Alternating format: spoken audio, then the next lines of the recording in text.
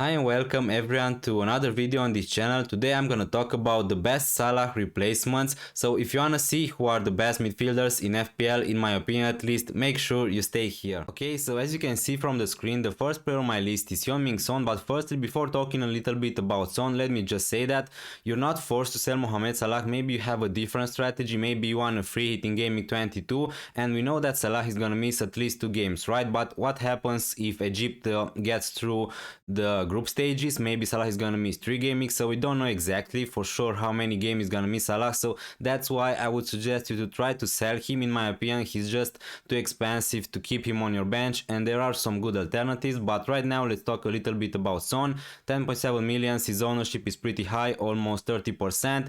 We all know how good Son he is. He scored 8 goals, 5 assists this season. He's creating chances, he's getting goal attempts, and his XG plus XA per 90 is pretty decent, 0.61. But what I really like about Son is his consistency. It doesn't really matter if Spurs are playing bad or if Spurs are playing good. Almost every time Son scores, so that's the thing. But yeah, as you can see, the fixtures: Arsenal, Chelsea, Southampton, Wolverhampton, City, Leeds. Maybe you're thinking, but then they're gonna play against Arsenal and Chelsea in the next 2 game weeks, so two pretty tough oppositions to play from an attacking perspective. But the thing is, Spurs missed 3 game weeks already due to COVID and snow, so they have 3 fixtures to be rearranged against Brighton, Burnley and Leicester. So that's the thing, it doesn't really matter that Son is gonna play against Arsenal and Chelsea. Probably at least one of that game week is gonna be a double game week, so that's why maybe Heung-min Son is the most obvious pick for a replacement for Mohamed Salah. But right now let's see the other ones. The next player on my list is Diogo Jota from Liverpool.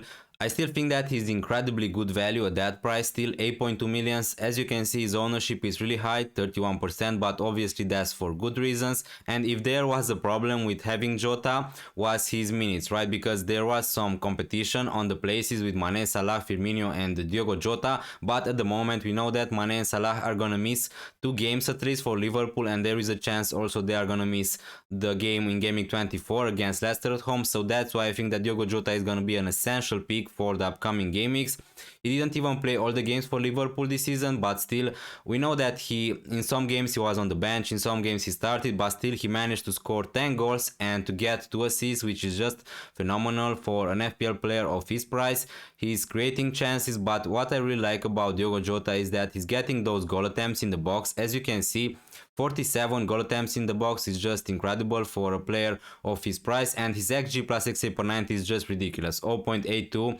I mean, his underlying stats are almost the same as Mohamed Salah, and he's much more cheaper than him. So obviously there are so many good reasons to buy Jota at the moment. He's much more cheaper than Mohamed Salah. He's a perfectly good replacement for him, and also he's a midfielder listed in FPL, but he plays as a striker for one of the best attacking sides in the Premier League, right, in Liverpool. So also the fixtures are incredible for Liverpool: Brentford, Crystal Palace, Leicester, Burnley, Norwich, and a blank game week in Gameweek 27, because that's when Liverpool are gonna play in the cup. But still, Liverpool has a high chance of having a double game week in Gameweek 22, as you can see. So probably there's gonna be Brentford at home and Leeds at home. So there are plenty of reasons to buy Jota, and I think that you should prioritize him if you wanna sell Salah or if you don't have Jota, because I think that he's gonna be an essential player for the upcoming game weeks. The next player on my list is James Maddison from Leicester. As you can see, he's a midfielder in FPL. His price is 6.9 millions. I really like his price, I have to say that. I think that is pretty fair for what he can do on the pitch. His ownership is not that high at the moment, just 8.4%, but as you can see, the fixtures are not great, right, for Leicester long term. So I'm not gonna recommend you to buy James Maddison long term, but I think that for the next 2 game weeks he's gonna be a good pick. But obviously all this depends on when the double game weeks are gonna be confirmed, so that's why I would suggest you guys to try to wait as much as possible to see when the double game weeks are gonna be announced before making your transfer, because as you may know, Leicester have missed 2 games, so they have 2 games to be rearranged against Spurs and Norwich. So that's why Maddison is on this list, because if they're gonna have a double game week, let's say in game 22 against Burnley and Norwich, I guess that you really want to have Maddison in your team. But I'm not gonna suggest you to keep James Maddison long term, because I think that is just a short term alternative. So as you can see, Liverpool, West Ham, Wolverhampton and Chelsea are gonna be pretty tough. Maybe West Ham is gonna be decent, but also Brighton in gaming 22 it's not gonna be that easy. So from an attacking perspective, James Maddison is not a really good long-term option. Also from Leicester, you can go for someone like Tielemans if you want to, because we know that Jamie Vardy is out injured for at least 1 month, I think. So Tielemans is on penalties. He could be a great alternative if you don't have enough money to go for Maddison, but still I think that if you have enough cash, Maddison is the best pick from Leicester at the moment. But yeah, as you can see, he scored 5 goals and 5 assists this season, which is decent for a player of his price. He's creating some chances, he got some goal attempts. His XG plus XA per 90 is not amazing, I have to say that. His underlying stats are not the same as someone like Son or Diogo Jota. Obviously he's not that attacking, but he could be a great option. He's gonna be on set pieces sometimes, so I think that if you want to sell Mohamed Salah, James Maddison short term could be a nice alternative. Next on the list we have a player who doesn't need any introduction, Kevin De Bruyne from Manchester City. Finally he's back in FPL, and as you can see he's pretty expensive, 12 millions, not gonna lie, but his ownership is really low, 6.6%. so he didn't play all the games obviously for Man City because we know that he was injured sometime. He got still 5 goals and 1 assist, which is decent. He's getting some goal attempts in the box. He got 36 goal attempts in general, and as you can see his XG plus XA per 90 is pretty decent, not gonna lie, 0.44. so the problem with him and the problem with Man City is that probably they are not gonna have a double game because they didn't miss any games right this season. So they're gonna play against Chelsea at home this game in Gameweek 22, so probably that's why I wouldn't go for a Man City player this Gameweek in particular. But after that, long term, the fixtures for Man City are just unbelievable, right? And they are the best attacking side in the Premier League. So Southampton, Brentford, Norwich, even Spurs could be a decent game for Man City, and also Everton in Gameweek 27. So long term, Kevin De Bruyne could be a nice option. I mean, obviously you can sell Mohamed Salah to buy someone like Kevin De Bruyne, but honestly, from my perspective, I wouldn't do that just because I want to target a double Gameweek player, and Man City, as I said before, probably are not going to have a double Gameweek, but I'm not going to say that Kevin De Bruyne is a bad pick if you really want to, and maybe it's going to be easier for you to go from Kevin De Bruyne to Mohamed Salah when Salah is going to be back from African Cup of Nations. But from my perspective, I don't really want to go for a Man City player at all this Gameweek.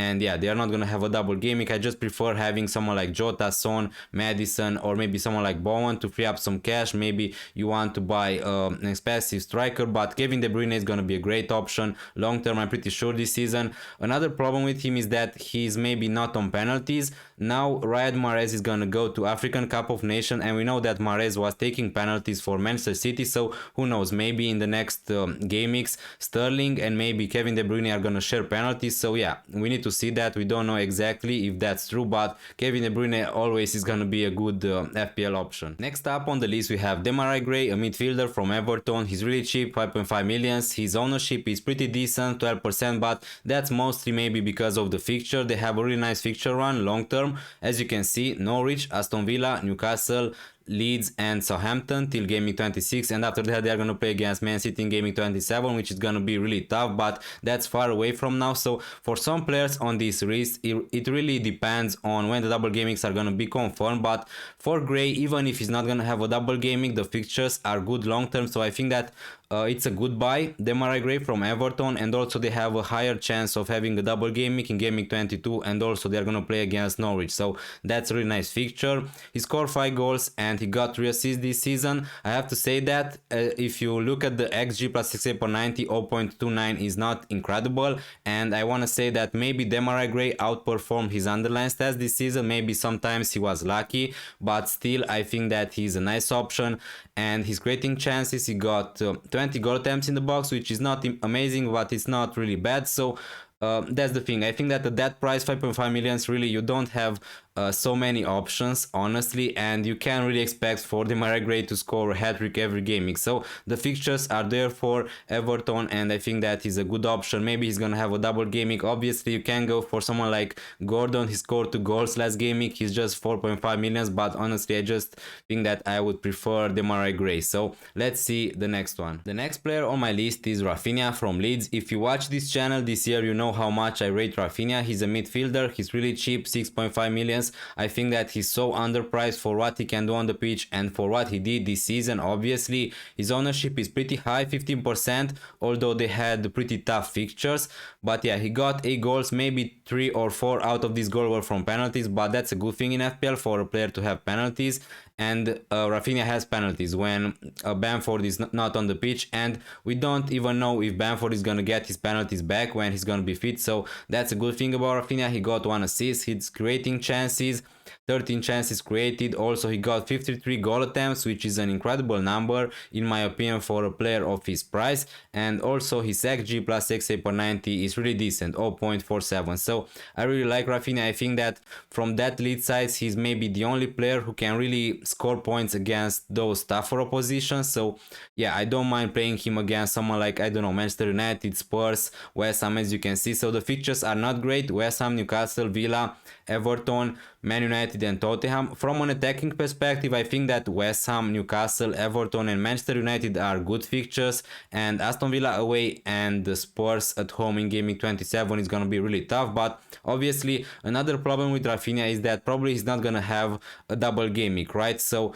that's the only problem I can see from Raphinha, but let's see who are the next players. Okay, so right now we enter differential territory, as you can see, with Leandro Trossard from Brighton. He's a midfielder, he's pretty cheap, 6.1 millions just. So yeah, as you can see, his ownership is really low, 1.2%. so maybe if you want to go a little bit different with your FPL team, you can buy Trossard. Maybe you need some cash to upgrade elsewhere, so if that's the case, you can just downgrade Mohamed Salah to a player like Trossard at 6.1 millions, and maybe you want to upgrade a striker to a more expensive striker like Harry Kane or maybe Cristiano Ronaldo. At the moment I wouldn't go for Cristiano Ronaldo, but that's another discussion. So Trossard got 4 goals and 1 assist this season. He got 44 goal attempts, and from those 23 were in the box, which is okay for a midfielder in FPL. That's what we want for a midfielder, to get those chances in the box, right? So his XG plus XA per 90 is not okay, I'm not gonna lie, 0.3, but still is decent for a player of his price. So the fixtures for Brighton are pretty good. That's a good part.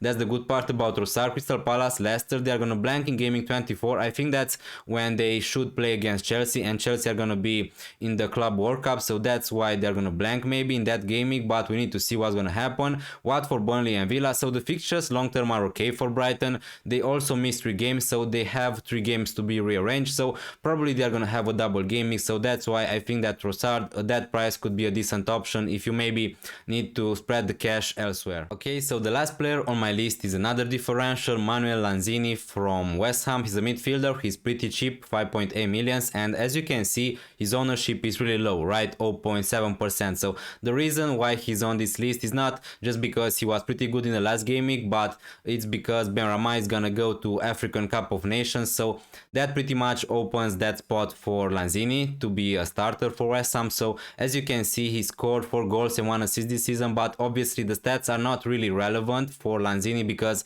he didn't play all the games for West Ham, and probably he's not gonna play all the games in the future, but still the fixtures are decent. Leeds, Manchester United away, you can say that at the moment that's not really a tough fixture against Manchester United, but let's see. Watford, Leicester, Newcastle and Wolverhampton, it's not really relevant to discuss about those fixtures because it's really far away and we don't know. Maybe Benrahma is gonna miss just 2 games, maybe he's gonna miss 3, maybe he's gonna miss 4. We don't know exactly how many games are gonna miss these players for African Cup of Nations, but that's why he's on the list, because pretty much Benrahma and Lanzini shared that spot at West Ham in the last game weeks, and right now probably he's gonna be a starter for West Ham. He's on penalties and he's really creative, so that's why I think that is a nice differential. But honestly, I think that there are some other better picks at the moment from other teams, and obviously Bowen could be on this list, but I think that so many people own already Bowen, and yeah, I think that Bowen is a better pick still for long term, but maybe short term for the next 2 or 3 game weeks, Manuel Lanzini could be a nice differential,